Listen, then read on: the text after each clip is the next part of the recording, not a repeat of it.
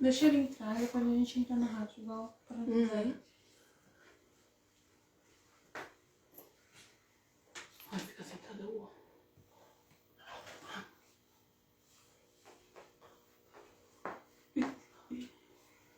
Ai, sim. Aí, meu amor, vai ver.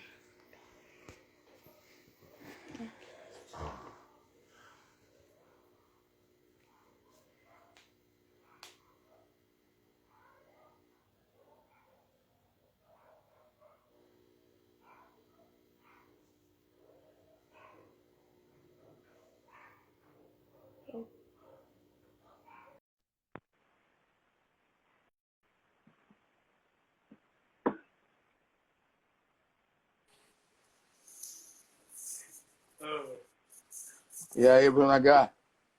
Oi, Oi. tudo bem? Eu esqueci seu nome, filha. Carol, Carol. Tudo bem. E aí, Bruno H? E aí, Negrão? Ei, Bruno H. Esse gosta de pagode, esse gosta de black. Pois é uma coisa. Beleza, cara. E aí, cara, como é que você tá? tudo bem? Vou pedir para Tudo você bem, esperar Carol? só um pouco, porque a gente está Firmeza. tentando se conectar com a rádio, tá bom? Firmeza, estamos aí. Tá bom.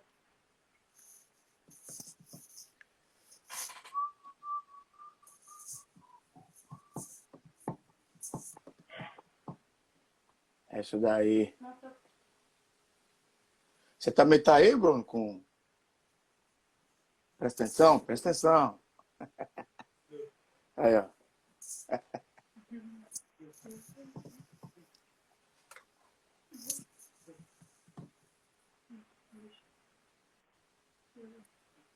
Estrela Gross, saudade, Estelita, Costelinha.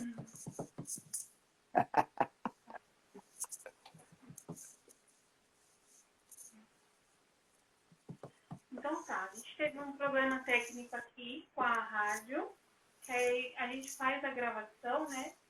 Para depois para que seja transmitido para a rádio. E aí eu não sei qual foi o problema aqui no aplicativo, que a gente não está conseguindo, não está funcionando, então a gente não sabe qual é o motivo. Aí a gente vai continuar aqui mesmo no Instagram e a gente vai prosseguir com a live, tá bom? Firmeza. Então É tá, eu isso vou daí. começar. É isso daí. Vamos nessa. Se quiser esperar, estamos aí também. Acontecem esses problemas. É isso daí. Prazer estar com você aqui. Primeiro todos nós, tá? Os avisos. Então vamos começar. Eu vou deixar o arroba do Bruno, que é arroba BrunoHOficial. E eu sou Carol Camargo, porta-voz do Bruno H. Deixo claro que as perguntas desse bate-papo foram criadas por ele. Durante a semana, ele faz um estudo para ter mais conhecimento sobre a vida do convidado e aí ele elabora a entrevista, tá? Ok. Hoje o programa de Frente com H tem o prazer de receber o cantor, compositor, ex-vocalista do conjunto Placa Luminosa, professor de canto, pastor e uma grande referência, mestre Isabel. Aí, Isabel, tudo bem? Beleza. Tudo bem. É um prazer estar aqui com vocês, grande Bruno H. É um prazer muito maravilhoso. Tenho um carinho muito grande. Bruno H, a gente já viveu histórias. Conheci o Bruno H pequenininho, né, velho? Levava no colo. Já teve muitos momentos aí com a trupe Rodapé. Então é um prazer muito grande. O Brunão é um querido. Um prazer muito grande, uma honra muito grande estar aqui, participando de tudo isso. Muito bom.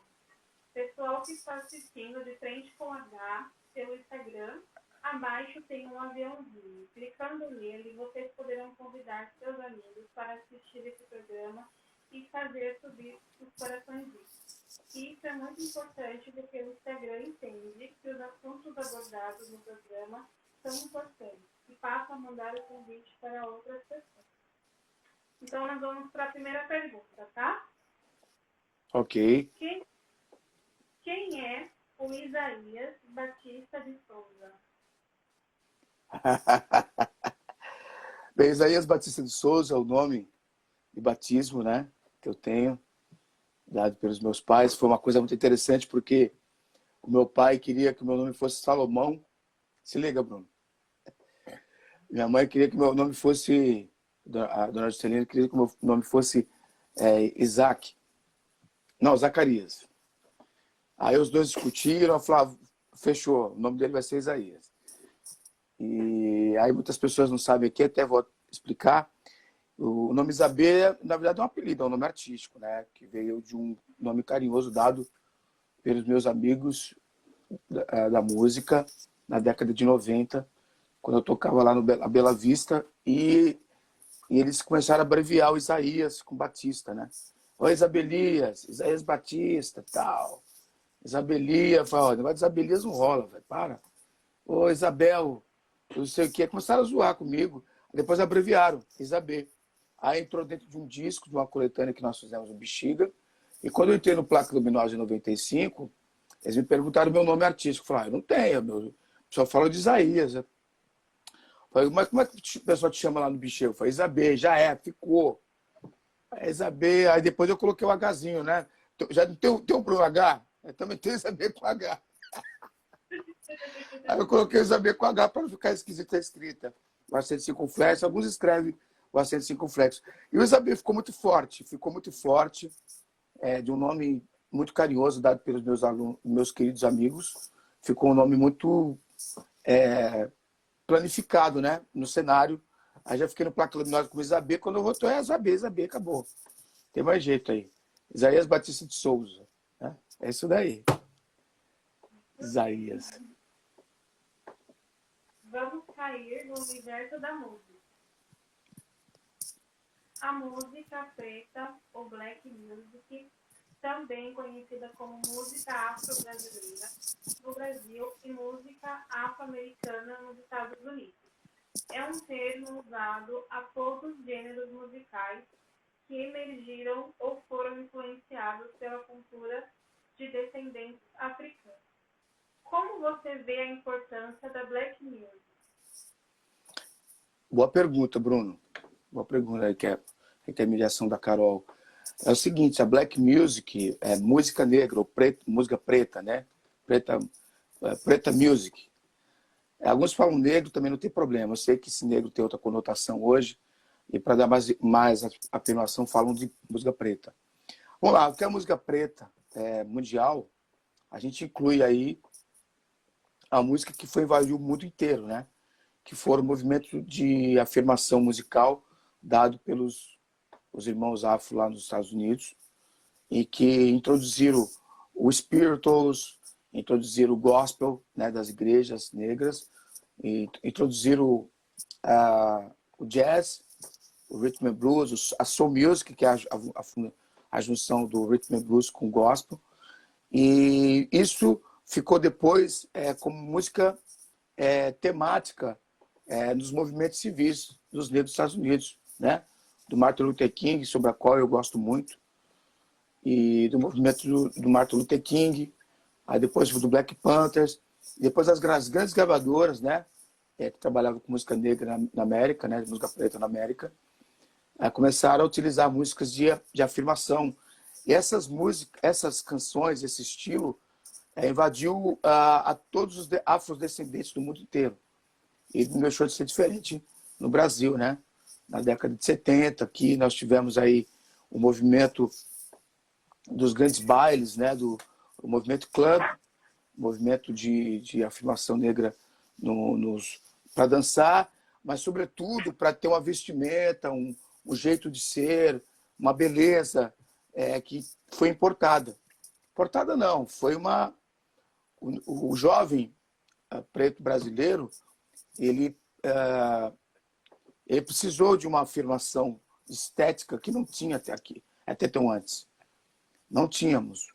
Na década de 60, ele não sabia como se colocar na sua estética, no seu cabelo, do seu jeito de ser. Então, essa importação, entre aspas, acabou sendo utilizada.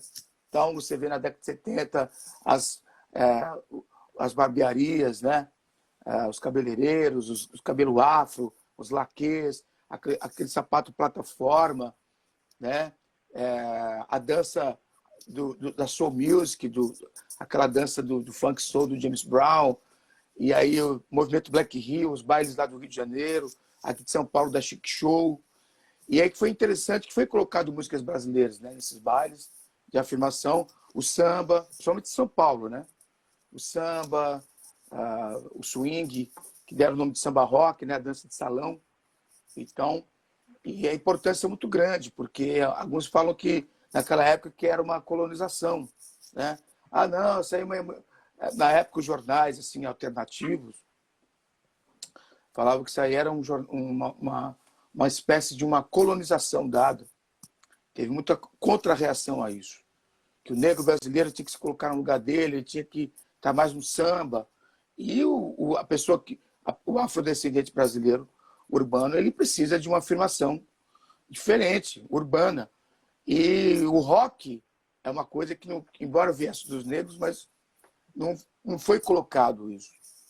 Então, ele precisava de algum elemento de afirmação cultural. Então, a black music, né, que inclui jazz, rhythm and blues, soul, mas eu também incluo também a salsa, né? A salsa, também é uma música negra afro-cubana, o nosso samba afro-brasileiro, a nossa soul, black Brazilian soul, né? A nossa música soul do Brasil. Então, é tudo que está vinculado a esse amálgama da sonoridade que teve lá fora. E eu acho fascinante como meio de expressão, em todos os aspectos. O rap, né, também, que foi muito importante. Que o reggae da Jamaica, né, que as pessoas esquecem também, que o reggae da Jamaica também foi muito importante. Embora ele teve uma conotação religiosa muito forte, e aqui houve outro entendimento da colocação do reggae. É isso daí. A Carolzinha aí. Vocês estão novinhos, né, velho? Tudo novinho. Mas, é tudo novinho, cara. Tudo novinho. Próxima pergunta. Mestre, Oi. você tem o dom de lapidar dons, de ensinar a cantar. Eu tive o prazer de ver alguns cantores começarem a fazer suas aulas e em pouco tempo já senti a diferença na voz deles. O que você sente quando vê o cantor começando a cantar bem? Boa pergunta, Bruno. O que acontece, Brunão? Você que estava lá, né, que você gosta de pagode, você participou lá do Instituto Negra Voz, você lá na Trupe Rodapé. Para quem não sabe aqui, o Bruno é um grande ator, né? O primeiro ator com paralisia cerebral TDRT e pontuou aí nos palcos profissionais aqui do Brasil. E a Dani Caldeira aí que acreditou e batalhou aí, vendo que vocês tinham talento. O Brunão despontou tudo aí. E é um grande orgulho, né? Isso é um grande orgulho também, afro, aqui no meio da cena do teatro e tudo mais. Você viu lá, né?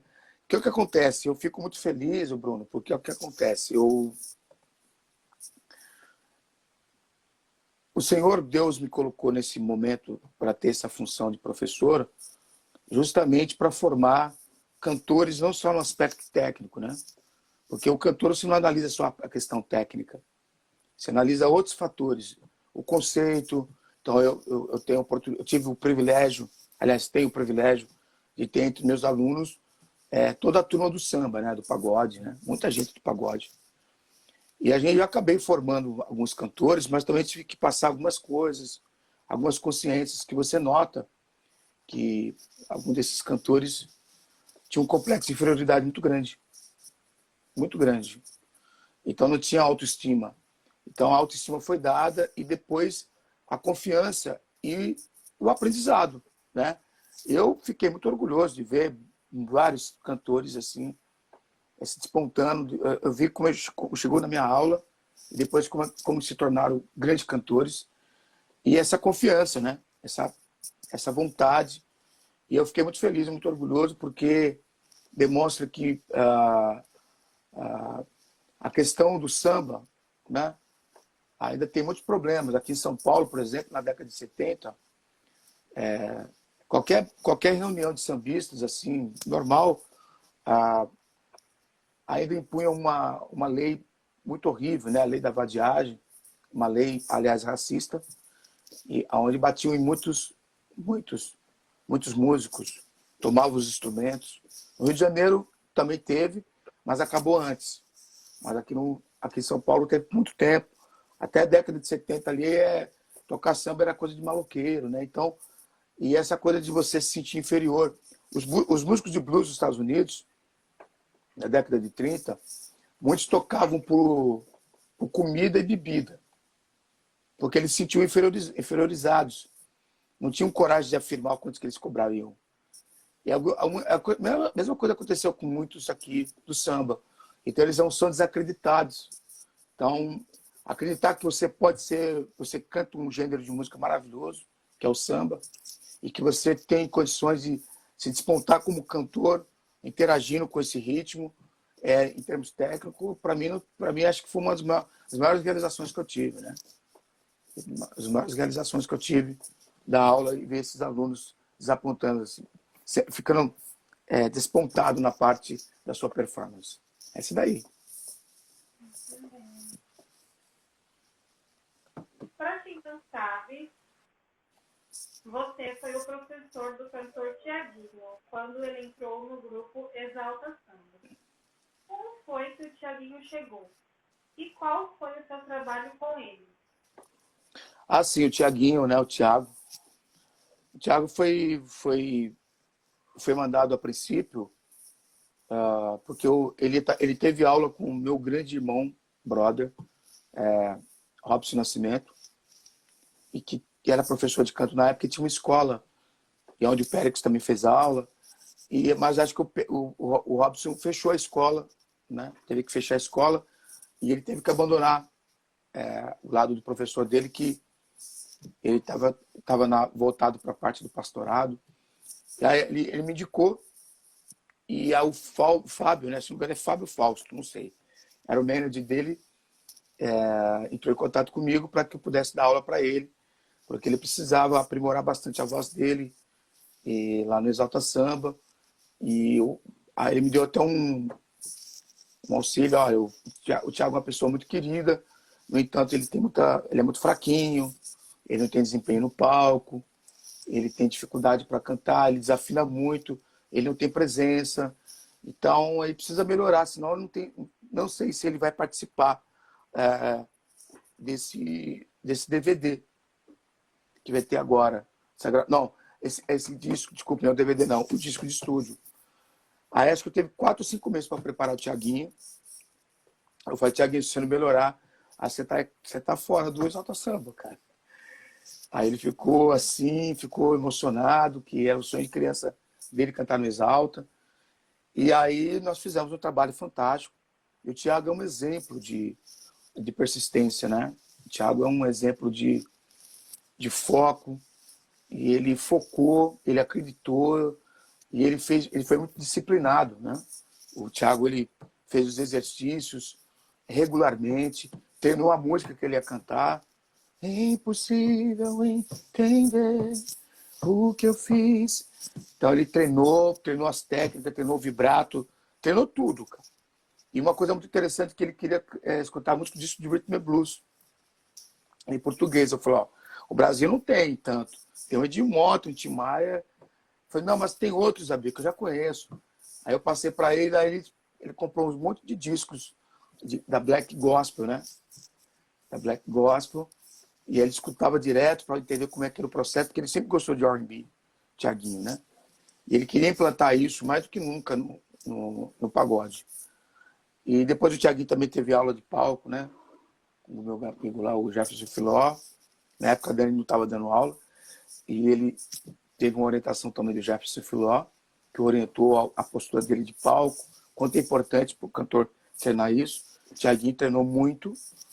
E Aí eu falei, você será o melhor cantor do seu tempo. E ele se emocionou, eu também me emocionei. E não deu outra, cara. Eu falei, os humilhados serão exaltados. Que ele, não estou falando dentro de exaltação, mas ele teve algumas experiências de se sentir um pouco humilhado em algumas situações da música, assim. E aí o Thiaguinho saiu com muita força e ele virou um dos maiores artistas que nós temos aí do pagode contemporâneo e chegou a citar meu nome várias vezes. E tanto que o Thiaguinho me trouxe trocentos cantores e aí formei outros cantores também. E o Thiaguinho foi digamos assim, um marco na minha vida, né? E um exemplo a ser dado para todo mundo que quer cantar no meio de samba. E ele me deu liberdade para poder falar isso. E não posso ter liberdade para falar de alguns alunos que a gente tem que perguntar para as pessoas, né? Ele falou, não, pode falar, mestre, pode falar aí que... Pode falar como exemplo. E aí eu falo mesmo. O Thiaguinho foi meu pupilo, assim, maravilhoso. Tive muito orgulho. Que legal. Próxima pergunta. Mestre, os cantores do samba de hoje, como Éder Miguel, Bruno Cardoso, entre outros, estão trazendo uma influência do blues no jeito de cantar. Qual é a sua opinião sobre isso?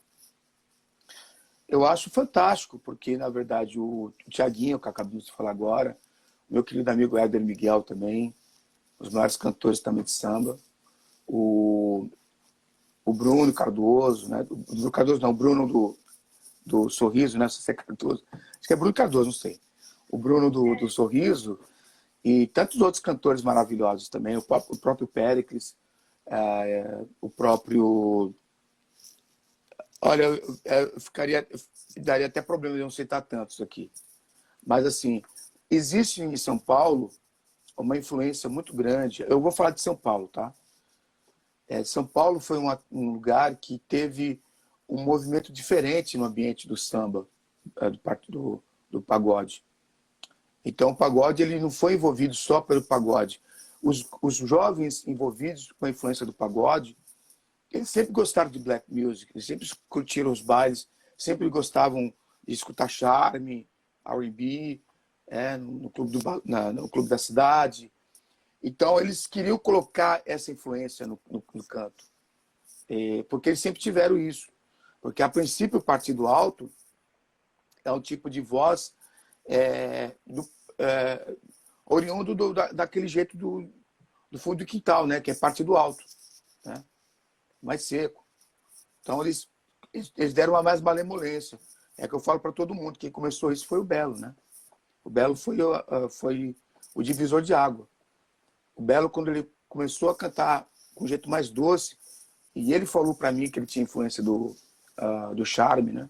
Do black, e ele queria colocar no samba, e ele colocou, ele dividiu. Depois do Belo, você vê vários cantores tentando fazer isso. Mas o grande marco mesmo foi um disco feito pelo Arte Popular, do meu amigo lá, Leandro Learte, ao qual eu tive a oportunidade de participar com o Beck Vocal nesse evento que ele teve lá no acústico da MTV, e que ele queria colocar todos os elementos da black music. Ele queria colocar jazz, rhythm and blues, soul e um coral gospel black, que não existia na época. E eu chamei essa rapaziada para fazer o coral gospel. E o Leandro queria afirmar isso. E o Leandro falou muitas vezes comigo, olha, Zabi, não existe de forma declarada, mas nós que somos do samba sempre gostamos de black. Então ele afirmou naquele disco conceitual para mim, e teve problemas depois, as rádios não queriam tocar aquele disco, foi criticado pelos mais puristas, mas depois veio os Travessos, né? O grande Rodriguinho, que falou, não, eu quero isso aqui. E o Rodriguinho dividiu águas também com o grupo Travessos, afirmando esse jeito de cantar com rhythm and blues, e aí influenciou, por sua vez, o pessoal do Rio de Janeiro. O Imagina Samba, o Sorriso Maroto, né? Hoje nós temos o Ferrugem. Todos eles têm uma estética sonora no samba deles de São Paulo. Não é do Rio de Janeiro aquilo, né? Com todo o respeito, nossos irmãos do Rio. Mas essa influência é de São Paulo. A gente fala com muito orgulho. Foi criado aqui com o Pagode de São Paulo. Então, o Pagode de São Paulo, eles tem esse jeitão mais black de querer cantar. Gostam de black e assumiram isso. Ninguém assumia antes. Então, foi assumido e hoje você vai verá uma leva assim, de muitos cantores tendo essa influência da black music no canto. É isso daí. Muito bem. Isabel, você já trabalhou nas noites de São Paulo, como na nossa querida Bela Vista. Você acredita que esse pode ser marco para o seu caminho? Vou repetir, tá? Isabel, você já trabalhou nas noites de São Paulo, como na nossa querida Bela Vista.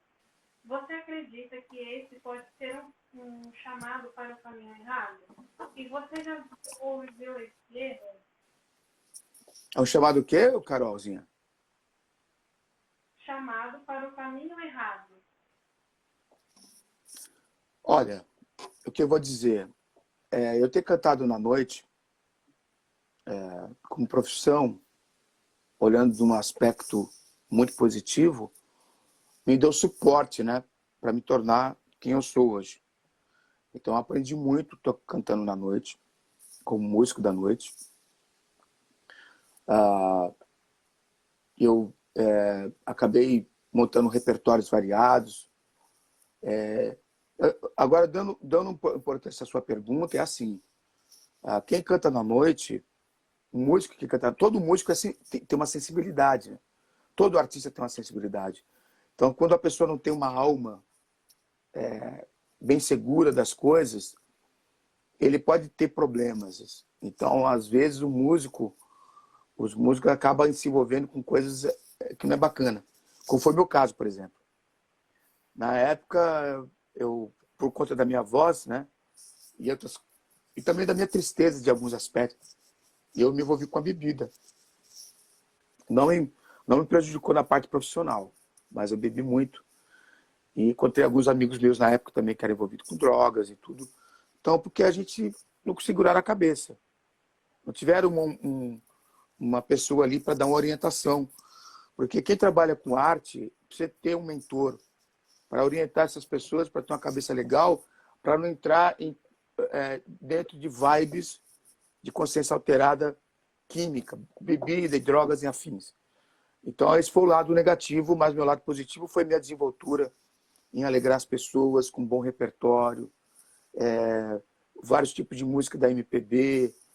Então, eu tenho muito orgulho, até agradeço a Deus por tudo isso. O que eu sou hoje foi porque eu cantei muito tempo aqui na noite lá do Bela Vista, lá de Fortaleza também, e meu trabalho como cantor de bar e tudo, enfim. Eu aprendi muita coisa. Então, isso aqui não aprende na faculdade, né? É isso daí. Vocês moram na Bela Vista, ou Brunão? Ou Carol? Sim, a gente morou, eu vivi minha adolescência lá, né? E a minha bisa, também a avó do Bruno, ela morou lá por 40 anos, então acho que a gente do Bruno desde quando ele nasceu, né? Ele foi criado lá também. E eu fui na minha adolescência, então a nossa família tem, assim, um amor pela Bela Vista. Esse Brunão tem uma cara de Bela Vista mesmo, cara. Você tem uma Você tem uma cara de bexiga, cara. Bem que eu vi. Então, assim, Esse Bruno é uma figura. Deixa eu contar um caso aqui do Bruno. Uma vez que tava o Mano Brown apareceu lá na escola, meu aluno, Mano Brown, né? E ele tava lá, muito humilde. Aí o Brunão viu ele, cara. Aí o Brunão, aí, pá. Eu falei, moça, calma aí, Bruno. Pô, Bruno, é o Mano Brown, cara, deixa eu tirar foto com ele. Ele falou, Bruno, você liga, velho. Aí eu, pô, deixa eu tirar foto com ele. Eu falei, ó, tá louco, mó presença, cara de Bela Vista. Caramba, aí, mó. Esse Bruno é uma figura, eu joguei com ele demais depois. Eu joguei muito com ele, eu e a Dani. É isso daí, meus amores. Então, vamos continuar. A sua influência na história da música negra no Brasil é muito grande. Você foi convidado pelo grande cantor e produtor musical Lino Cris para participar do projeto no álbum Essência Café, não sei se fala assim, juntamente com grandes vozes da soul music, black music, samba e do hip hop, como Esse Brandão, Dexter e outros grandes. como você recebeu esse convite? Recebi com muito carinho, com muito amor, com muita emoção, porque o Lino Cris é um grande amigo, é um grande artista da Black Brasil aí. Então, foi dos Metralhas, né, com o DJ Dre, teve a sua marca e sua história também no rap. E o Lino Cris se tornou um grande cantor de soul, né? É um grande cantor de soul music, um grande produtor, muito inteligente. E o Lino Cris participou comigo de um movimento que ele e o Silveira montamos, chamado Movimento Firma Soul, na década de 90. Nós queríamos resgatar os cantores de soul no Brasil e fundar uma gravadora e fazer uma cena. Eu queria fazer uma cena e ele topou, então ficava direto lá em casa. Ele, a esposa dele, inclusive a Ana, que fazia parte de um grupo, não me lembro muito bem agora, um grupo também. E a gente fez alguns shows e tudo. Tentamos fazer um projeto pela Lei Rouanet, não deu certo porque eu não tive captação de recurso. E o Lino Cris, Bruno, ele teve assim uma importância muito grande, porque quando ele fez o convite da música que eu fiz com ele, né, foi de um disco que eu fiz uma música indo para casa dele, uma melodia. Foi em 99 isso. 99. Aí essa música também eu falei, Dino, cheguei na tua casa aqui, deixa eu gravar essa música, cara. Que aí ele mandei a melodia para ele, depois ele fez a letra. Depois ele gravou no trabalho dele. Ele fez esse trabalho e a música tem que cantar com 2 pessoas. Aí ele me convidou. E aí tive que cantar na pandemia, cara. E aí cantei assim em casa. Foi muito difícil, porque na época que era para ia gravar o trabalho dele, quando teve a pandemia, parou tudo. E aí eu tive que gravar de forma doméstica a música e graças a Deus deu certo. E tive uma emoção muito grande, me emocionei muito participando desse trabalho. E o Lino Cris também é um cristão, né? Maravilhoso. E para mim a honra de ter as pessoas que estão participando desse disco aí, né?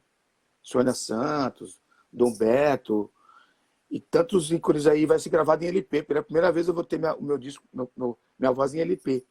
Queria fazer em LP, em disco. Então, para mim é uma honra, né? De reafirmação de uma soul brasileira. Dividir esse vocal com ele, né? Da música lá. E estou muito feliz, cara. Não vejo a hora de sair esse trabalho aí. Né? É isso daí. É exclusivo, né? O nome do Galgo, se não me engano. Exclusivo. É isso daí. Muito feliz.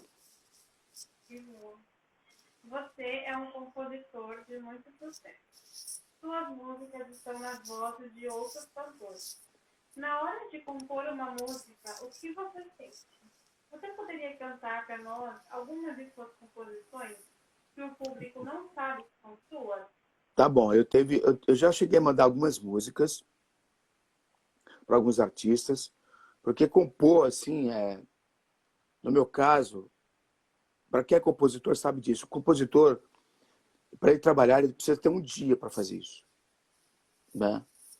Antigamente eu tinha essa oportunidade, quando eu tocava na noite, eu guardava o dia da semana para trabalhar com composição. E você tem que compor muitas músicas, né? Para escolher algumas músicas que você possa mandar para alguns artistas. Aí eu tive o privilégio de fazer esse trabalho em 2000 com o meu querido amigo Billy SP, né, do São Prazer. E na época ele me convidou para fazer composições na linha de Black, para mandar pro samba. E eu resisti. Eu falei, não, mas não tem condições. Eu falei, não, vamos fazer. Aí fizemos muitas músicas, mandamos para alguns. E uma delas, que eu ia mandei para o KLB, nós fizemos para o KLB, por acaso entrou nos Travessos. Caiu no agrado do Rodriguinho e a música entrou. O cara da gravadora afirmou que seria música de trabalho e a música ficou em primeiro lugar por 3 meses, em 2001. Né? Essa música aqui, ó. Deixa eu fazer aqui. Hoje um casal me fez lembrar nós dois daquele tempo bom, tempo do nosso amor. Eu e você no mesmo coração. Não paro de pensar na nossa canção. Lá fora a chuva cai, não vejo mais teu olhar, já não aguento mais. Em se ver, vou te procurar onde for e acabar de vez com essa dor. No fim do arco-íris vai estar toda a paz do nosso amor.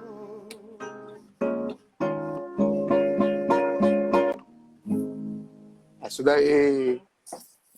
Vou te procurar. Você conhece ela, Carol? Nossa, essa música, eu vou te falar, é a que eu mais gostava quando eu era criança. Eu não sabia você. Muito Acho que obrigada. o Bruninho também era criança na época. O Bruno já sabia. O Bruno já sabia que ele estava com a Dani na época lá, a gente já tinha falado para ele, já estava ligado no movimento. Aí que bom. Aí essa música fala de saudade, né? E o quanto que é importante você acreditar numa relação, você lutar para ter uma relação de amor que você tem com outra pessoa, porque senão amanhã você vai se frustrar vendo um casal, né? Aí o Billy foi muito rápido.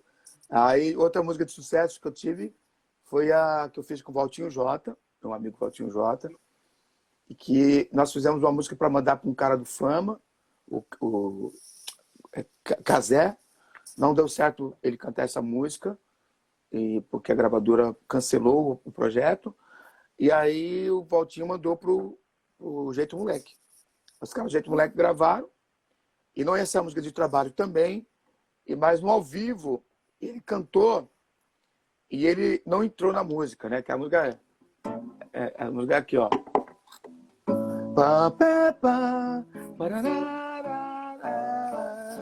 Aí o povo começou a cantar. Eu não acreditei. Então a música chama-se Amor Eterno. Minha de Valtinho Jota.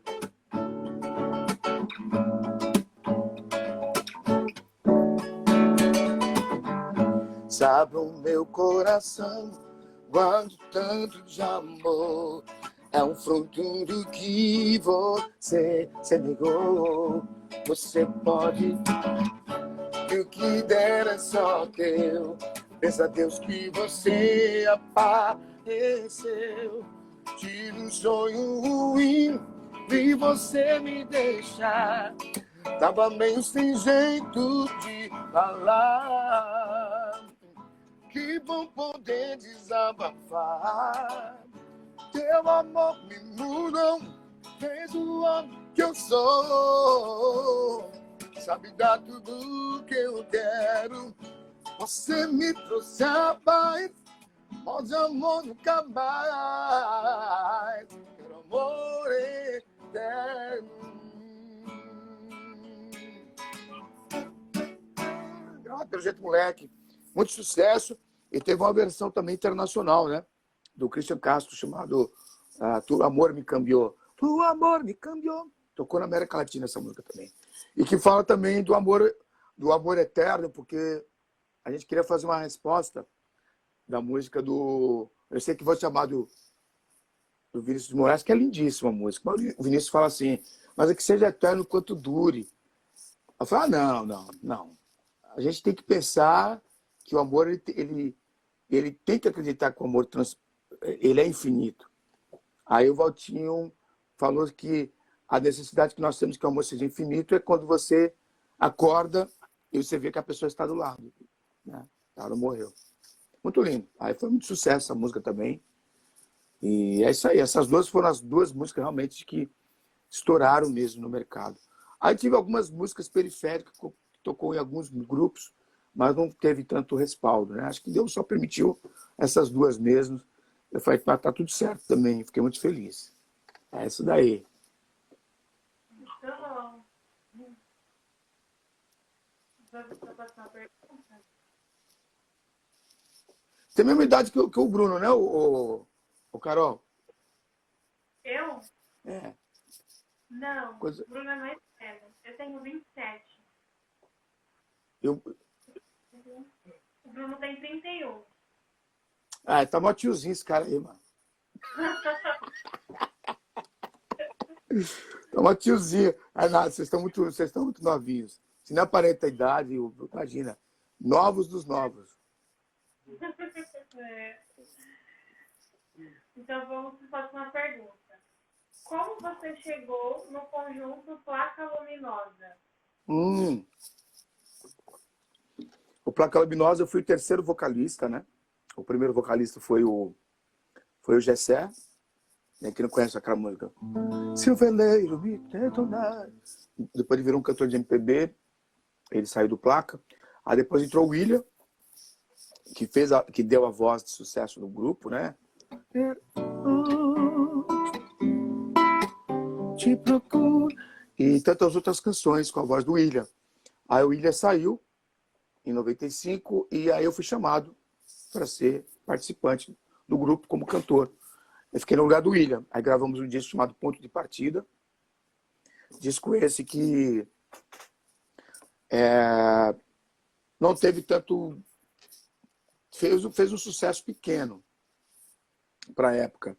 Chegou a tocar em algumas rádios, mas fizemos alguns shows e eu entrei no Placa justamente por ter uma voz que tinha uma característica de black, por causa do William, né? Que o William já tinha uma pegada na voz, e na época eram poucos cantores que existiam. Eu mandei uma fita demo com uma música como compositor, né? E para que pudesse gravar, a música entrou, né? Eu nem me lembro, acho que eu achamos minha do Haroldo, do Recilha e teve de mais um compositor também. E a música entrou e eu acabei sendo vocalista por causa da minha voz, que eu mostrei cantando na fita. Aí fiquei no Placa Luminosa de 95 até 2000. Aí eu tive que dar um tempo. Não deu a banda. Aí teve a morte do tecladista e uma série de fatores que não deu para aquele disco andar muito.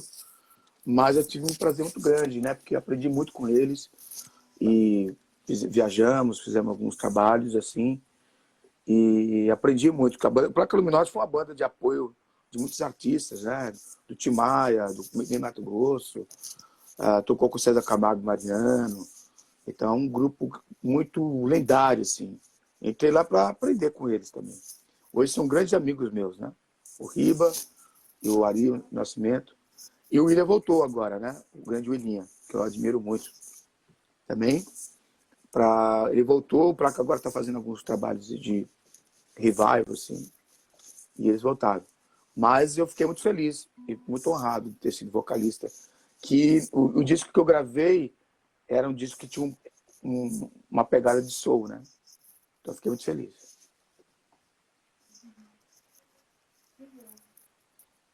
Você já cantou com o Jorge Ben. O que você sentiu quando olhou para o lado e o viu? Olha...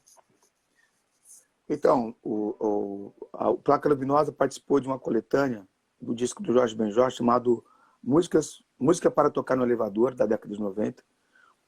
E uma versão que nós fizemos da música dele que entrar no disco. Ele não entrou, mas ele escutou e colocou no disco dele.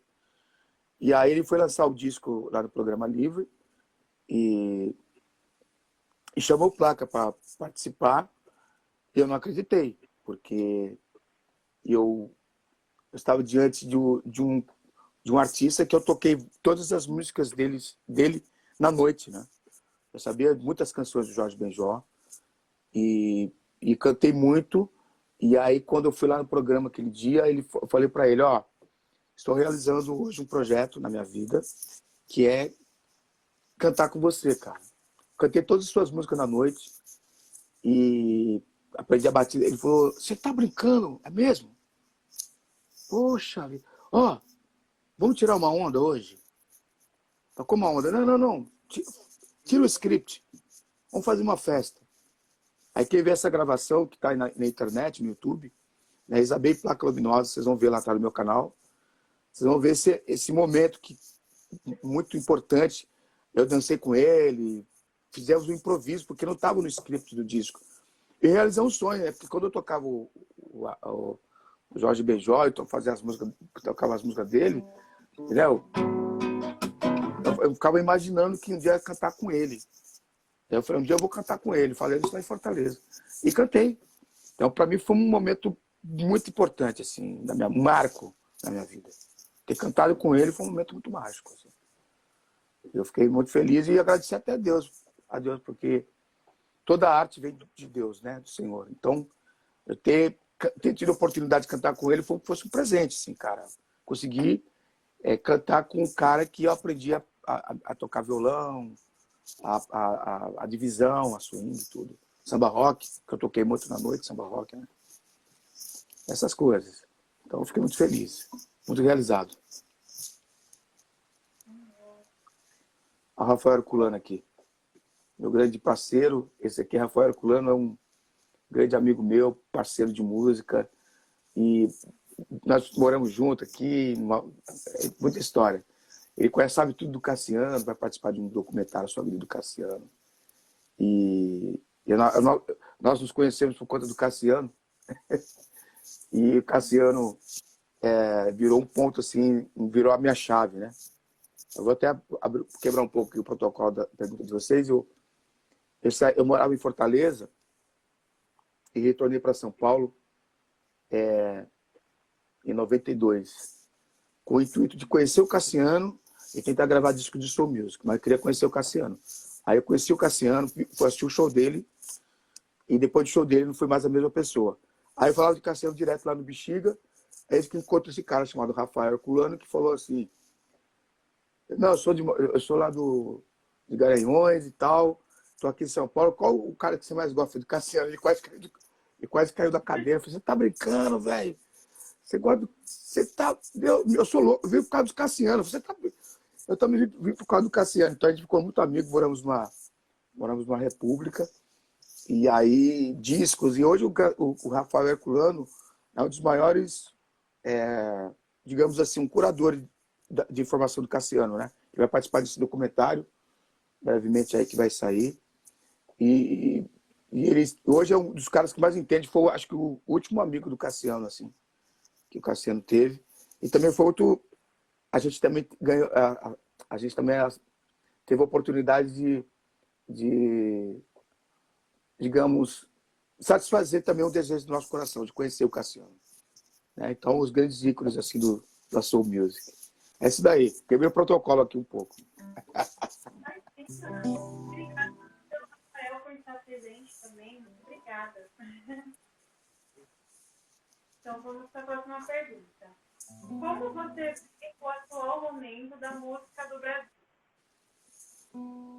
A música no Brasil hoje, ela está assim, ela está se adaptando dentro de um cenário completamente diferente, dentro de uma mudança muito brusca, por sinal. Até 2019 eu estava recebendo CDzinhos ainda, CDs. Aí metade da década de 2019, metade do ano de 2019, começou a vir a plataforma de um jeito tão avassalador, as plataformas digitais, e ninguém estava entendendo nada. E as plataformas, então hoje a distribuição do disco, o processo que você tem para divulgar o seu trabalho hoje já mudou, e a rádio não é mais um imperativo, né? E a rádio fazia parte de tudo isso. A rádio tinha uma condição muito grande para produzir músicas de sucesso, né? A mídia que nós conhecemos. Então a mídia mudou. A mídia mudou. Então hoje você tem que ter mídia digital. Hoje você que é jovem, Carol, o nosso grande Bruno aí, que também trabalha com internet, Brunão aí, que já mexe com internet mais do que nunca, sabe tudo, é um louco. Gente, deixa eu falar uma coisa para vocês aqui. Eu estou falando aqui diante do Bruno, esse camarada que está aqui, esse negrão aí, que fez parte do grupo de teatro da Dani, da minha esposa, e grande ator. Então, o Bruno foi um dos primeiros assim que eu vi a mexer com a internet, com o pensamento já na frente. O primeiro cara, o Bruno. E, gente, o Bruno não é um cara, como você bem sabe, ele tem deficiência, tá? Ele é normal, tá? Mas tem uma deficiência, né? Ele tem a paralisia cerebral, ele tem cadeira de roda. Para ele mexer o celular, ele não consegue mexer. Ele mexe com o dedo aqui, ó, para escrever. E ele conseguiu ainda mexer com a internet, interagir, né? Montou até o Instagram Clássicos do Pagode, e com muita dificuldade. Então, eu acho assim, que quando eu vi isso daí, eu falei, cara, o Bruno tá mexendo com a internet. Cara, eu não vou mexer com a internet, cara. Aí o Bruno foi um dos primeiros. Então, você vê que hoje a questão da mídia digital, ela veio e a gente tem que se adaptar. Então, eu não sei como é que... O cenário da música ele já está mudando. Então, a gente está muito mais democrático no sentido assim, você não tem que ter uma determinação de uma mídia que acha que tem que tocar isso daqui. Então, a pessoa hoje escuta na internet, vê um videoclipe, e o cara vai buscar as tendências lá na plataforma e está tudo certo. Então, você vê, a plataforma hoje deu uma condição de vocês conhecer trabalhos do passado, que ninguém conhecia, né? Aí o TikTok coloca, né? Eu soube de um dia que o TikTok colocou uma música de um grupo chamado Fleetwood Mac, uma banda de rock da década de 70. O cara colocou lá brincando, a banda vai, depois da pandemia vai começar a fazer turnê. Eles estouraram depois na plataforma digital. Então, mudou, não é mais a questão do rádio. Mas o que eu vejo na música popular hoje? Eu acho que mudou muita coisa depois da pandemia, né? Eu acho que haverá um novo tipo de apelo ao coração de todo mundo que vai sair dessa guerra, né? A gente vai sair de uma guerra um pouquinho traumatizado, alegres, mas um pouquinho traumatizado. Perdemos muitos amigos, vimos pessoas morrerem, ficamos confinados. Então, a música vai ter que acompanhar essa fase da alma das pessoas.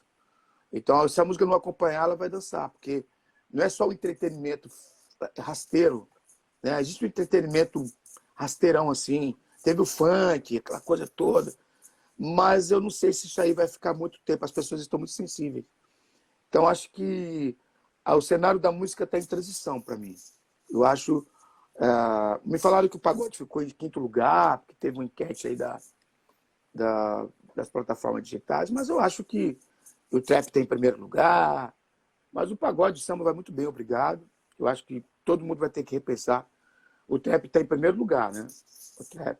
O sertanejo consegue ser, porque o sertanejo tem dinheiro, eles conseguem se manipular muito bem, mas eu acho que haverá muitas tendências mais inteligentes para atender essa alma carente pós-pandemia. Que as pessoas antes, durante e depois da pandemia. E como é que a arte vai funcionar? Então está em processo de transição. O que vai acontecer nessa década? E os artistas têm que estar atentos com isso. Entendeu? É verdade que você começou a sua caminhada na música em um grupo de samba? Eu comecei minha caminhada como cantor mesmo, prático, para tocar na noite, foi tocando samba. Quando eu fui convidado pelo meu primo Rubens Castelo Branco para tocar em 1982, 83, lá na 82. Não era nem projeto de vida.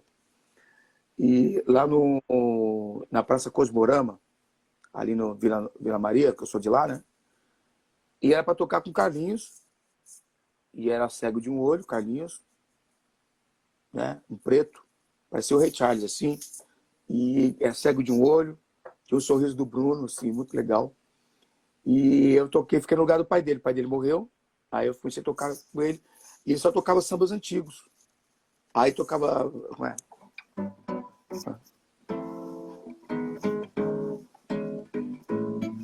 Cara de palhaço, pinta de palhaço, roupa de palhaço. Foi esse meu amargo fim. Depois cheguei.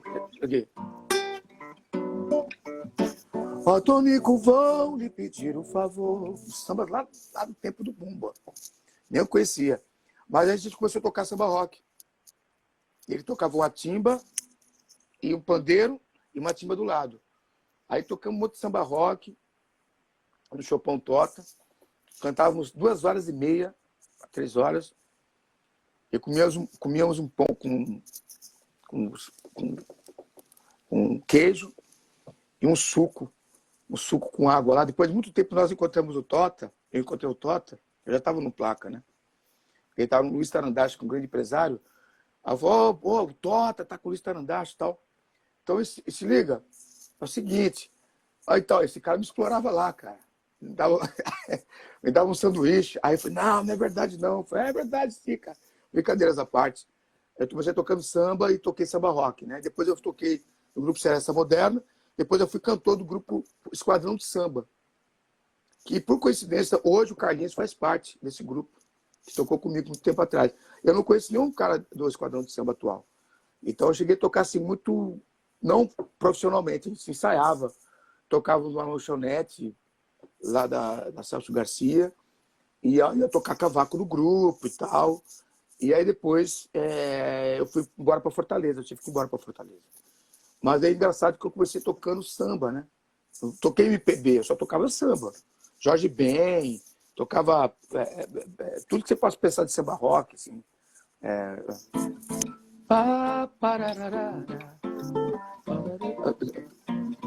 Diga que sim, diga pra mim. Tocava no lado direito da rua direita, olhando as vitrines. Então, trouxe de samba rock. Então, não tínhamos fundo de quintal naquela época, né? Então, nós tocávamos o Bezerra da Silva, originais do samba, e muito Jorge Ben, né? Então, a gente tocava isso aí. E eu fico bastante honrado com isso. Aí, quer dizer, hoje eu dou aula para muitos sambistas, né? Mas eu comecei no samba. Eu posso dizer isso com mão cheia. Hoje cantando samba. Muito bom. Próxima pergunta. As maiores vozes na música mundial são as de referência livre, como Whitney Houston, Stevie Wonder, James Brown. Vindo para a música brasileira temos Elza Soares, Arlindo Cruz, Péricles, Mumuzinho, Nesse Brandão, Dona Ivone Lara, Isa, entre outros grandes. Na sua opinião, por que a voz negra tem essa força na música?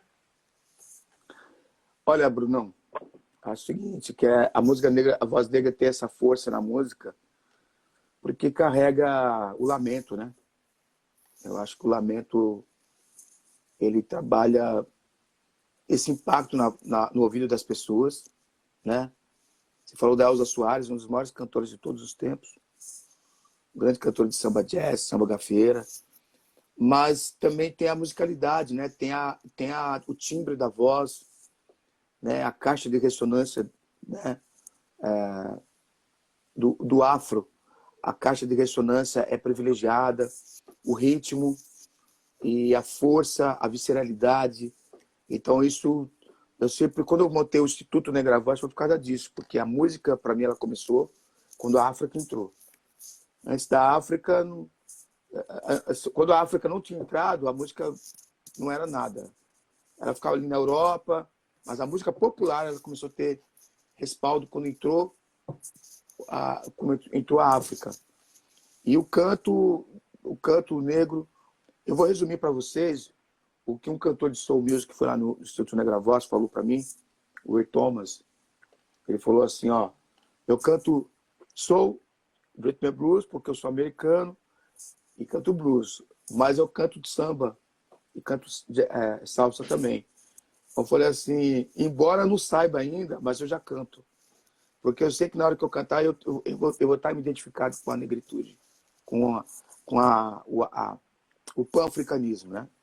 Então, ele se inseriu como co-participante disso, não como um cara isolado. Então, foi muito importante aquela frase dele, que me marcou muito. E acho assim que o Brasil ele teve muitas injustiças, né? Com relação a alguns artistas aqui negros. A gente tem Johnny Alf, que fundou a Bossa Nova, né? Os maiores cantores de jazz, o cara que fundou a Bossa Nova, juntou o samba com jazz, e foi um cara que ninguém sabe quem é hoje. A Elza Soares, uma das maiores cantoras de todos os tempos, de divisão de sketch, era normal. A Elza Soares devia ter que ser colocado assim, Dolores Duran. Então a gente tem muitos artistas. A gente tem assim a Laide Costa, entendeu? Então, mas quando você fala da Alcione, a Alcione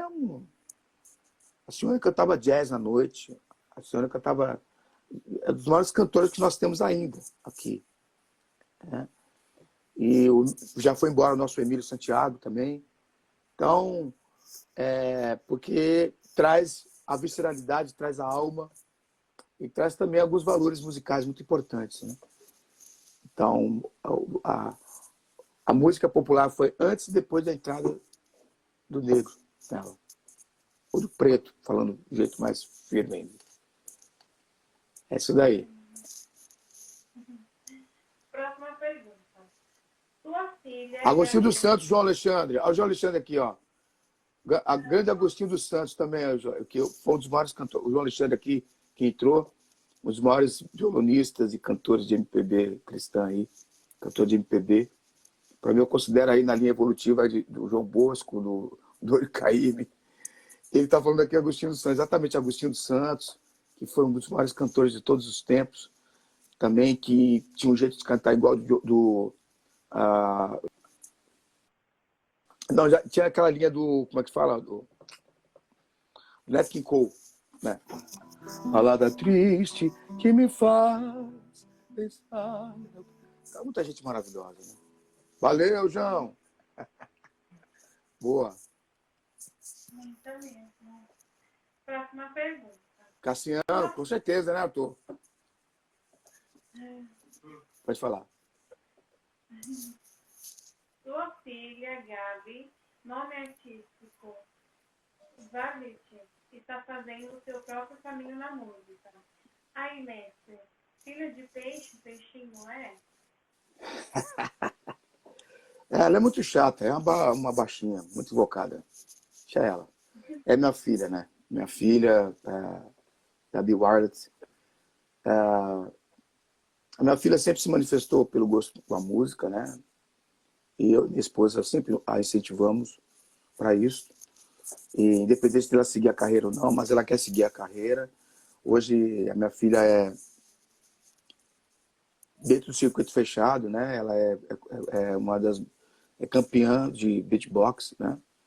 É uma das únicas mulheres do mundo a fazer beatbox, né? Entre tantas poucas mulheres beatbox. Minha filha representa o Brasil, poucas pessoas sabem disso, no cenário do beatbox internacional. Então, hoje ela é uma grande expoente do gênero artístico do beatbox e é muito uma compositora também. Minha filha compõe muito. E se é peixinho eu acredito sim, cara, que de repente sim. Eu acho que alguém vai, de uma certa forma, você traz a influência para os filhos, né? No sangue, no ambiente, né? E acho que a minha filha pegou isso aí desde pequenininha, essa questão aí. Mas eu me fiquei surpreso o quanto que ela se posicionou com a música do jeito que ela se posicionou agora. Eu gosto de R&B, que eu falei para ela, se você não colocar nada de negro aí, você é apanhada. Não é de cor de branca que eu tô fora. Eu enchi o saco dela, tô brincando. Não, mas minha filha gosta de muitas coisas, ela é diferente de mim. A Gabi, ela tem alguns, ela gosta de algumas músicas, ela tem um gosto por alguns artistas do mundo pop, underground, assim, mas gosta do R&B também. Então ela tem um jeito muito peculiar de se manifestar, assim, na sonoridade dela. É isso daí, que o Bruno conheceu ela pequenininha. O Bruno não conheceu pequenininha. Eu brincava com o Bruno. Brunão. O Bruno, quando a gente ia fazer os teatros, né, Bruno? Lá nos eventos de teatro aí com a trupe Rodapé, a vez quando minha filha ia também. Ah, o Bruno, Bruno. Então, o Bruno ela conheceu aí. Então, ela tá aí.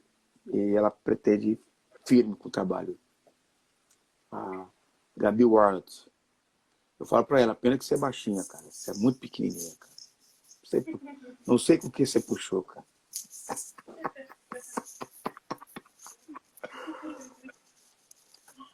João Alexandre, Simonal mesmo. Simonal também. Com certeza.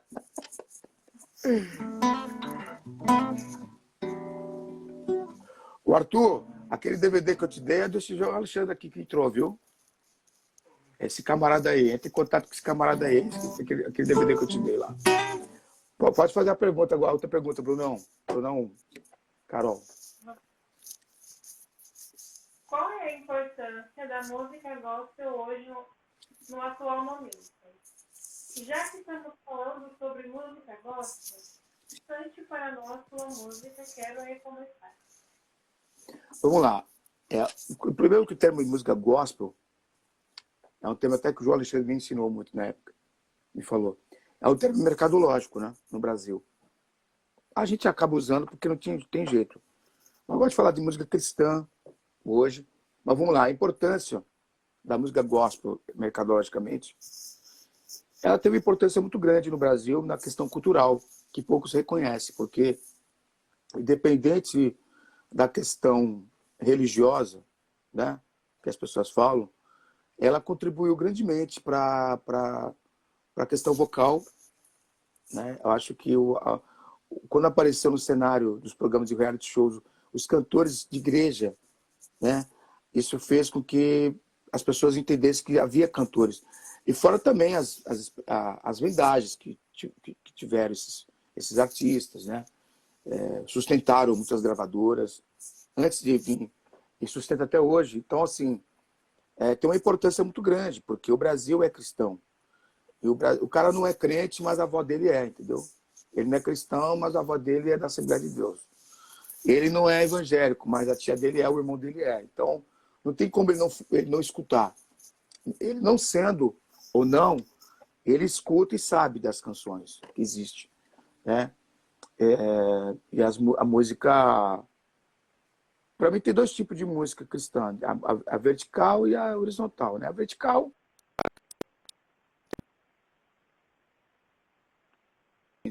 E tem aquela música que é direcionada para todos escutarem, cristãos ou não. Então quando as pessoas escutam entra na minha casa, isso aqui é uma música evangélica, né? Quando o cara escuta você é o espelho, quem não conhece essa canção? Agora tem algumas músicas que é fechada entre nós cristãos, que é muito mais para liturgia, mas acaba sendo também expandida para outras pessoas. Então, cresceu muito no mercado, influenciou grandemente, influencia ainda a cultura vocal do Brasil. A cultura vocal hoje ela tem combustão em termos de musicalidade por causa disso. Não só dos cantores, tá? Até músicos. Muitos músicos que vieram da igreja hoje até trabalham com alguns artistas aí fora, que é fantástico. Então, eles são... Então, assim, eles têm uma questão muito interessante, porque independente, cara, porque é música, né? O cara não vai escutar uma música... O Leonardo Gonçalves foi uma pessoa que quebrou os paradigmas, né? Todo mundo conheceu o Leonardo Gonçalves com aquela voz maravilhosa dele, né? Então não tem como fugir. E o Brasil tem isso.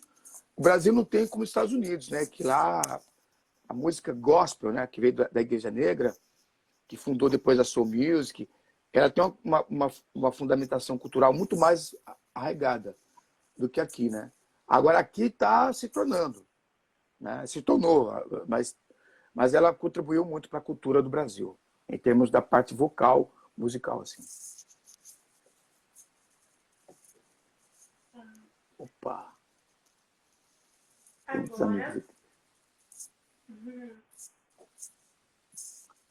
Agora só uma parada para os recados dos patrocinadores do De Frente com H. Você tem o dom da música, quer ter aula de canto com o mestre Isabel ou você tem o dom do teatro como eu, temos uma dica de resposta. Escola de Música e Teatro, Instituto Negra Voz.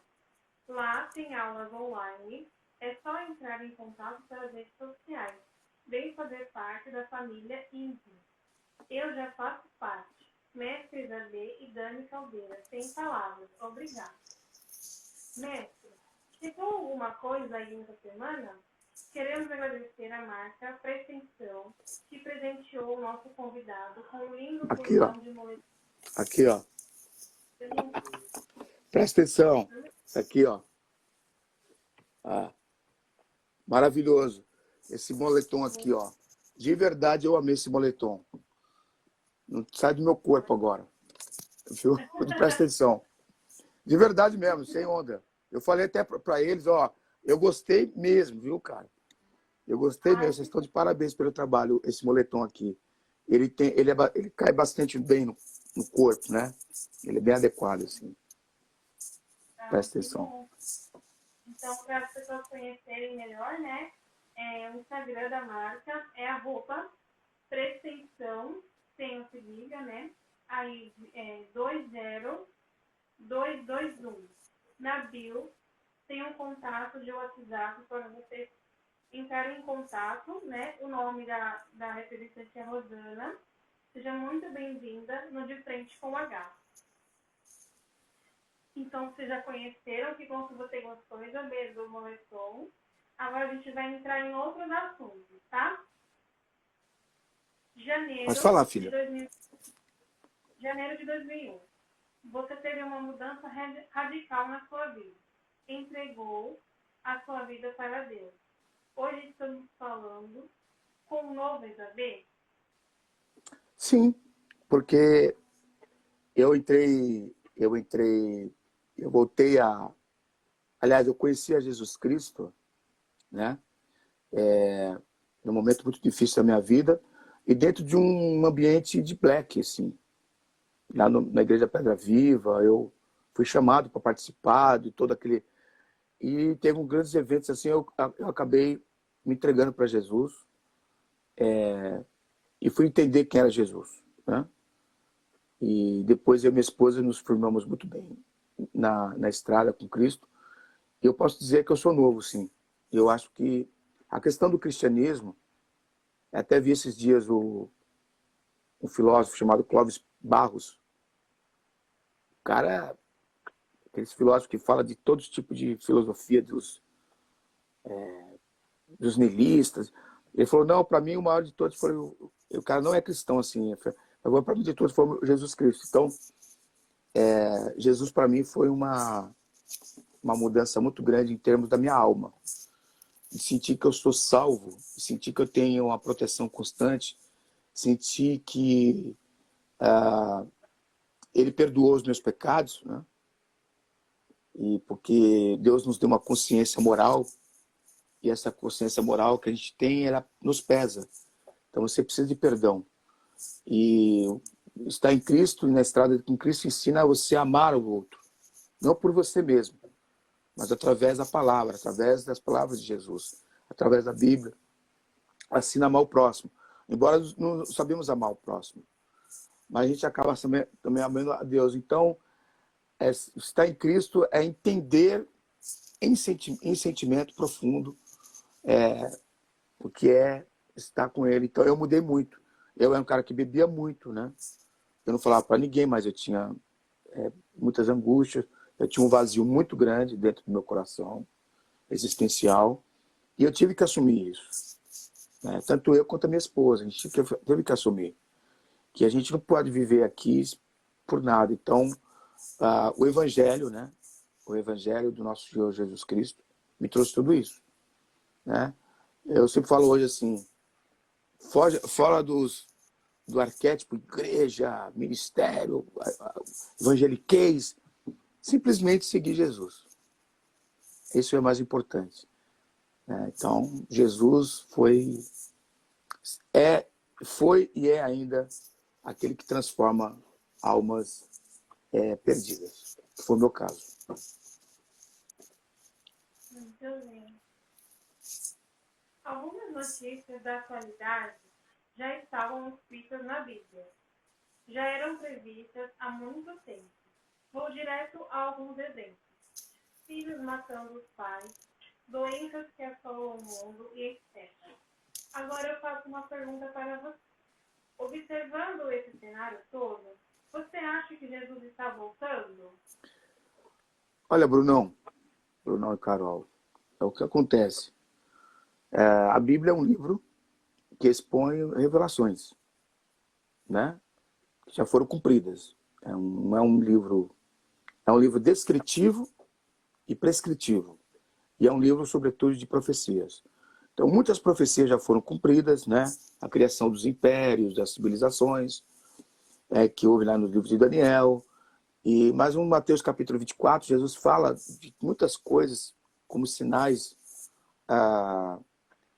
de um fim, de um tempo, né? Do que vai acontecer. Ele fala que ele vai voltar.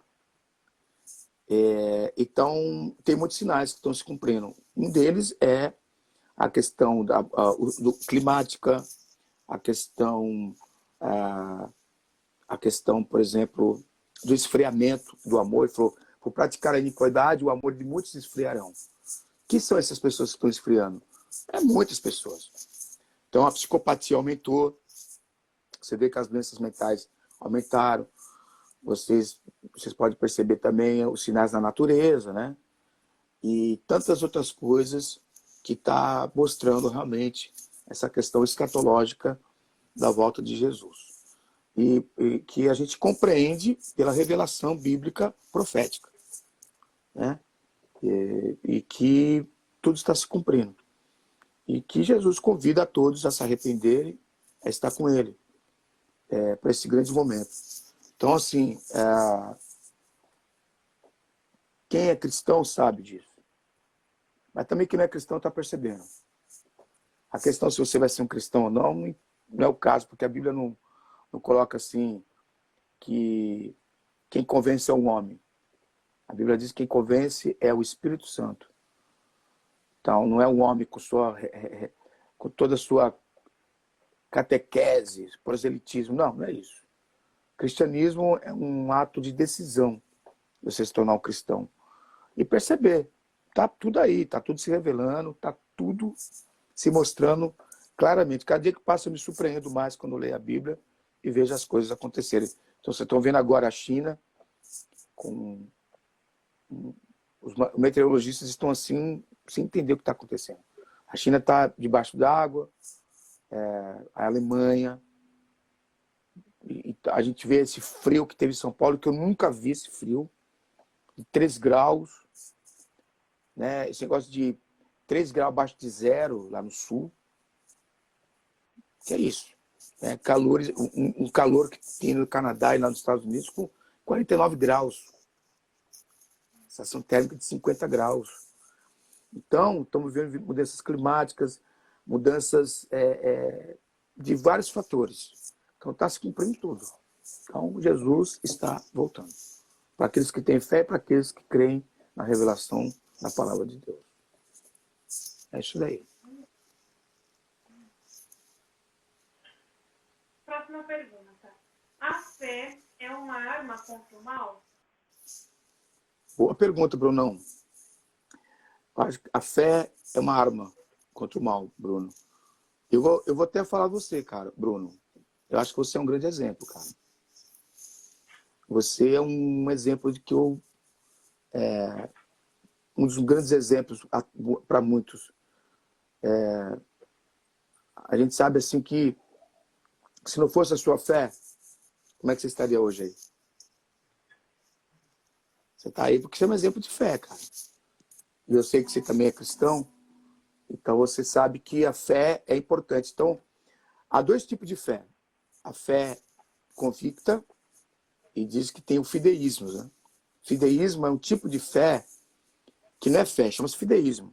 O cara crê, mas não crê, entendeu? Eu vou fazer uma fezinha para jogar na loto. Eu vou fazer uma figa para ver se dá certo. Eu vou fazer uma campanha de oração naquela igreja evangélica. Quem sabe rola, né? Eu vou fazer uma fé para São Jorge, sei lá, cara.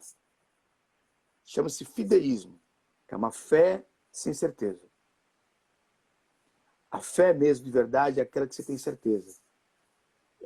Né? Aquela que você dá o salto. Né? Que você tem um salto muito grande. Como foi mostrado aí na Trope Rodapé, com muitos eventos. Quando vocês rasgavam aquele fé.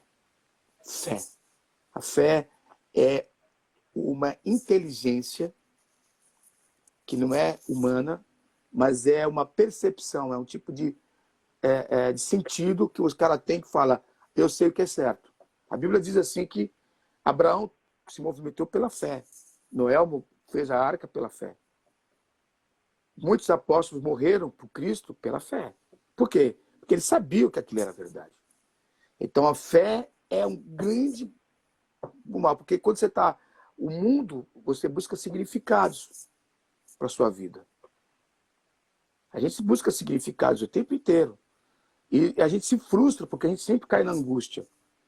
Então está todo mundo buscando significados religiosos, porque a religião, que é um dos tipos de fideísmo, não vai resolver. Vai resolver o seu encontro com Deus, a sua fé. Aí você suporta as coisas. Você suporta. Se não fosse a minha fé, eu não tinha suportado algumas coisas, como era antes, que eu não suportava. Então a fé é digamos, uma grande arma assim, contra o mal. Para a gente suportar, ter ânimo e dar força para outras pessoas. Né? Caso você, Brunão. Você é o exemplo, cara. Preto, deficiente, né?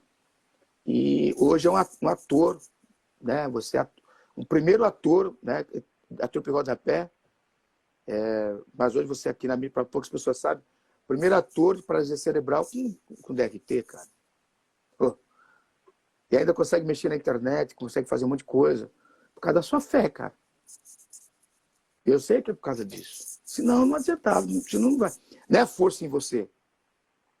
As pessoas primeiro têm que ter força, têm que ter a fé em Deus para que você possa acreditar em você. Não é você que é tudo. A gente é frágil. Mas a fé é tudo. É isso daí. Muito bom. Agora se prepare, porque eu vou tocar no seu coração. Qual é a importância desses dois nomes? Dona Jocelina e Senhor Israel.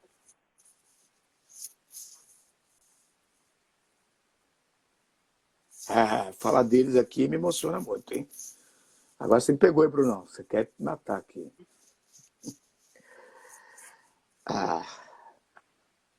Fala da minha mãe, a dona Jocelina, e do meu pai. Eu não sei o que falar deles. Minha mãe me ensinou fé. Minha mãe me ensinou amor. Minha mãe é uma mulher extremamente alegre. Afrodescendente, minha mãe, né? Por lado da minha mãe, que eu sou afrodescendente. Minha avó, tudo. E muito alegre. Minha mãe era muito alegre. Uma mulher e muito carismática. E minha mãe... fé. E eu só estou hoje aqui porque ela me influenciou muito. E minha mãe também me ensinou o canto, com alma. Minha mãe cantava muito bem. E minha mãe cantava com muita alma. Tudo que ela fazia, ela cantava com muita alma. Ela falou assim, meu filho, se você não tiver alma cantando, inspiração, é melhor nem cantar. E meu pai, Israel, é um modelo de um homem doce, um pai maravilhoso, simples. Meu pai era um professor, me ensinou muita coisa de música, me ensinou a tocar acordeon, me ensinou a cultura nordestina, me ensinou coisas da vida, me ensinou o amor, porque ele amava profundamente a minha mãe. E meus pais foram os maiores presentes que eu tive na minha vida. E hoje eu sou a continuidade deles aqui. É complicado falar disso aqui, porque começa a dar um negócio aqui na garganta. Brunão, você me paga, hein, velho? Você é cheio das pegadinhas, né, velho? Agora a próxima pergunta. O que significa a palavra pai para você? E completando, qual a lição que você deixa para seus filhos, Gabi e Matheus? Boa pergunta, Brunão. Pai é um ato de sacrifício constante, de resignação e de proteção, porque quando a gente se torna pai, a gente quer ser protetor de tudo. Eu sou pai não só dos meus filhos aqui, biológicos, que eu amo profundamente, o Teteu, meu filho Teteu, que também é deficiente, ele tem um autismo, né, moderado. E minha filha, né, a Gabi, que é normal. Minha filha tá beleza, mas ser pai é um ato de sacrifício de amor constante. Eu entendi meu pai sendo pai. E também acabo sendo pai de muitas pessoas. Eu acabo sendo pai de muitos meninos, de muitos alunos, assim. Ser pai é um ato de bondade, é um ato de coragem, sacrifício, é um ato, assim, de que você tem que deixar de ser você em prol do outro. Como muitos pais fazem isso. Eu entendi agora, sendo pai. Eu não entendia muito bem isso aí antes, né? Eu sei entender muito meu pai depois que eu virei pai. É isso aí.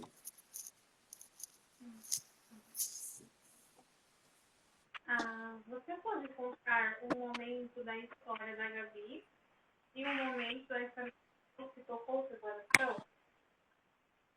A da minha filha que tocou pro meu coração foi a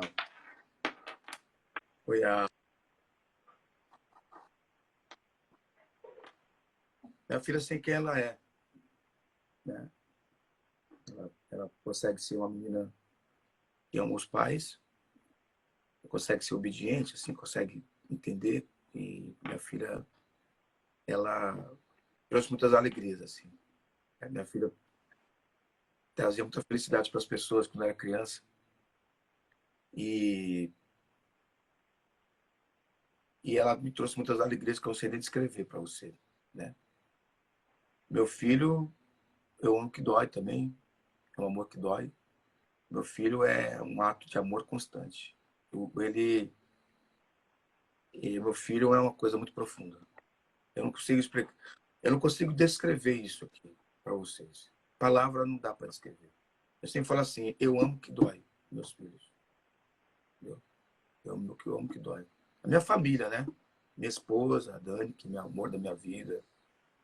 E é minha mulher, a mulher que Deus me deu. Então, isso aí para mim é tudo.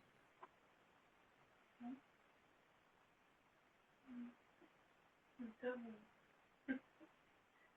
No dia 1º de janeiro de 2000, você se casou com a Dani Caldeira.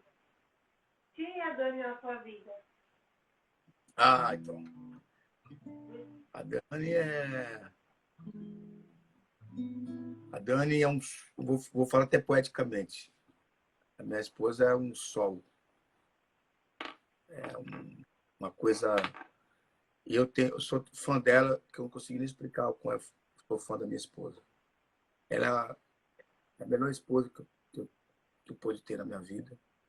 Ela me transformou como mulher. Eu, como homem, o processo dela. O amor que ela tem, que eu vi que ela teve em trabalhar com a Trupe Rodapé, os projetos, eu acompanhei tudo que ela viveu. Eu vi o amor que ela tinha, então a minha esposa também, ela tem um significado assim na minha vida, além do que eu conseguia também. É aquela mulher que eu estava procurando na minha vida e eu consegui achar. E às vezes a gente consegue achar a pessoa que está do seu lado, né? A Dani eu consegui chegar. Então ela tem caráter, ela é a melhor mãe, a melhor esposa que tem. A melhor professora, quem me ensinou a ser professor foi ela. Eu não sabia ser professor. Então, ela é uma mulher que transpira amor em tudo que ela faz. Chora pelos outros. Já vi ela chorando pela trupe. Já vi ela sacrificando coisas além dela em prol das pessoas. Então, para mim, eu sempre falo assim, amor, essa mulher é perfeita para mim. Então, eu tenho que admitir isso aqui. Ela é muito forte. Muito bem. Agora vai ser um bate-bola. Você pode, eu faço uma pergunta e você pode responder com uma palavra, alguma coisa que significa muito para você, tá? Deficiência. Amor, Fé. tudo. Amor. A compreensão de tudo. Deus. Essência, Um livro. a Bíblia. Uma música.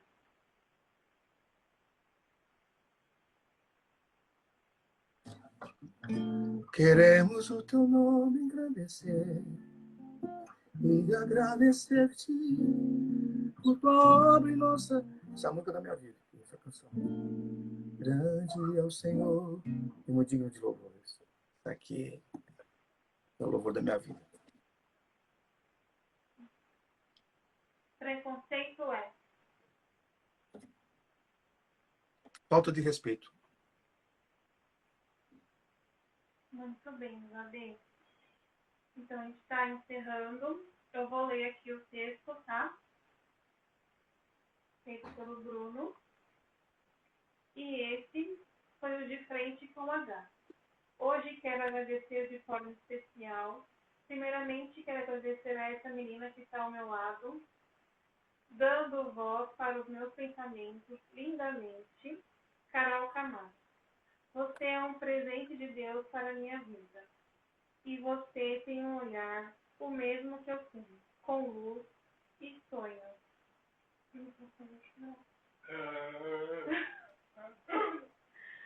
Você vai muito longe ainda, sobrinha. Muito obrigado.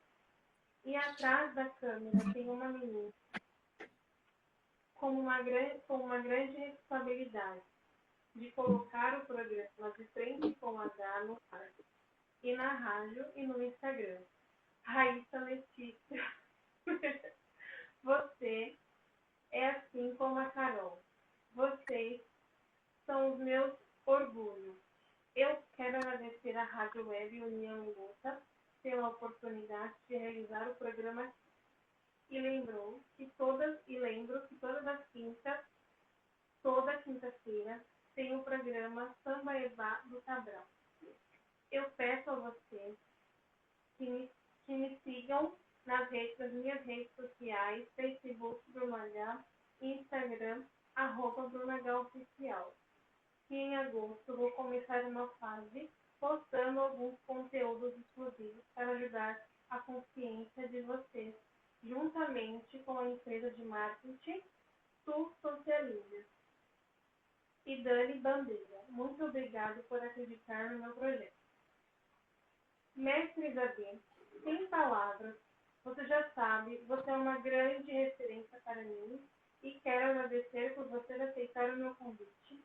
E os últimos minutos é seu, para poder falar o que você quiser. Juntos sempre. Mestre, para fechar o programa... então você Bruno, pode dizer. não entendi, Carol, desculpa. Sim, ele finalizou, né? Dizendo que você é uma referência e agradecendo pelo secretário do convite dele. E ele vai deixar os últimos minutos para você dizer o que você quiser. Ok. Bruno, te amo, queridão. Você, é meu truta, você tá ligado? É meu truta, não adianta. Tive o prazer de conhecer você lá na trupe. Então, você é um cara assim, um exemplo, cara. Um exemplo. E eu me senti bastante honrado de estar aqui do seu lado, com o seu projeto, com o seu trabalho.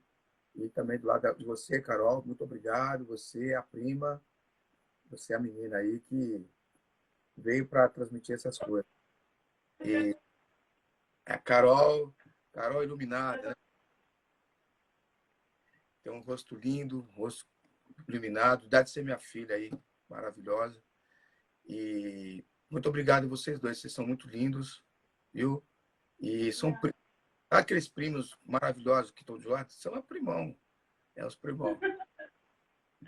A Carolzinha, muito obrigado por você estar apoiando aí. E eu sei que você está sendo a voz do Bruno, mas na verdade é a voz do amor, o amor conduz a outra voz, né? Às vezes nem eu sei me expressar direito, que expressa para mim a Dani, né? A gente sabendo se expressar às vezes. E tem que ter alguém para expressar por nós, né? Então você expressa o amor. Obrigado, viu, filha? Brunão, parabéns pelo projeto. E continue com esse projeto maravilhoso, original. Você é um cara que pensa na frente, né? E você é um cara que está sempre pensando na frente. Você é um exemplo. E muito obrigado, me senti muito honrado de estar aqui no seu programa aí de Frente com H. Pode contar comigo aí. Tamo junto. Valeu, Negrão. Tem mais uma coisinha aqui, ó. Oi. Mestre, para fechar o programa, canta a sua música. Volte aos braços do Pai. Tá bom. A música que eu fiz com Rodrigo Sodré.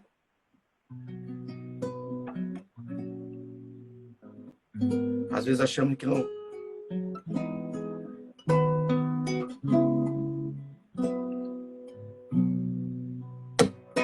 Não há o que temer,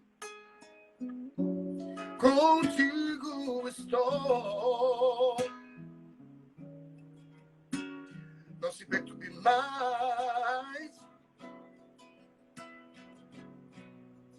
Eu sempre ouvi suas preces, eu sempre te olhei, de você cuidei. Volte aos braços do Pai. Volte aos braços do Pai. Já vaguei sozinho na escuridão, assim igual a você, mas hoje a paz eu me encontrei.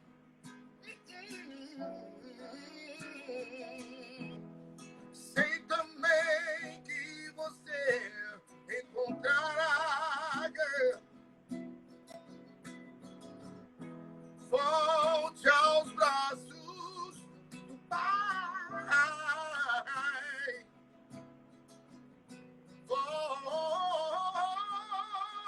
Volte aos braços do Pai. Às vezes a raiva, a solidão nos consome até o ponto de esquecermos do amor do Pai.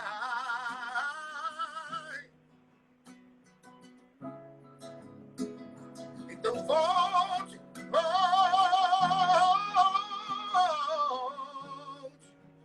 aos braços do Pai. Volte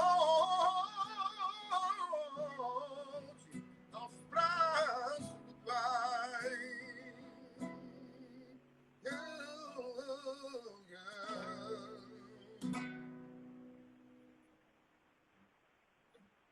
Amém. Muito bem. Amém. Beijão para vocês, meus amores. Carolzinha simpática, então, esse sorriso aí de marfim. Sorriso de marfim. Pagodeiro, cristão, gosta de música black. Esse aí é embaçado. Beijão pra você, tá? Obrigado por tudo, tá, meus amores? Obrigado pelo carinho. Privilégio. Beijo, muito obrigada. A gente que agradece muito. Tchau. Tchau, tchau, querida. Uhum.